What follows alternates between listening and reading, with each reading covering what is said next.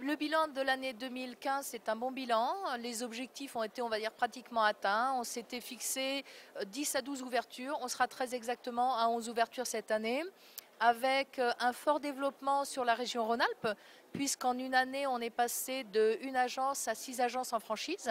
3 agences à Lyon, une agence à Bourg-en-Bresse, une agence à Villefranche, une agence à Saint-Just-Saint-Rambert et pas mal aussi d'agences en franchise maintenant en Île-de-France, puisqu'on aura contractualisé cette année 3 nouvelles agences en Île-de-France.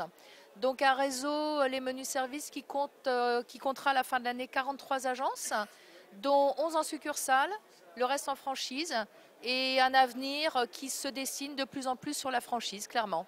Objectif, on est en train de plus en plus de changer de métier, clairement, d'un métier de portage de repas au service des personnes âgées, ce qui restera toujours notre métier.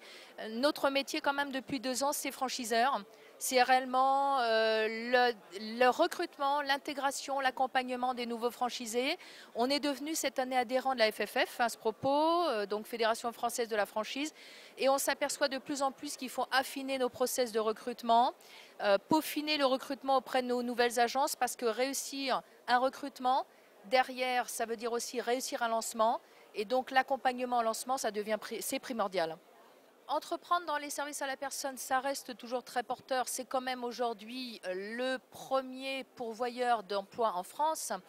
Après, entreprendre pour les menus services, la différence, c'est que nous, on va être sur le marché de la dépendance, qui est encore de surcroît un marché très porteur. J'ai fait quelques conférences cette année sur les salons. Le meilleur du marché, je le verrai à peine moi, c'est les 20 prochaines années. La population de personnes âgées va quadrupler en France. Donc on a un très beau marché. Nous, c'est une croissance quand même ininterrompue depuis 10 ans de 25% du réseau.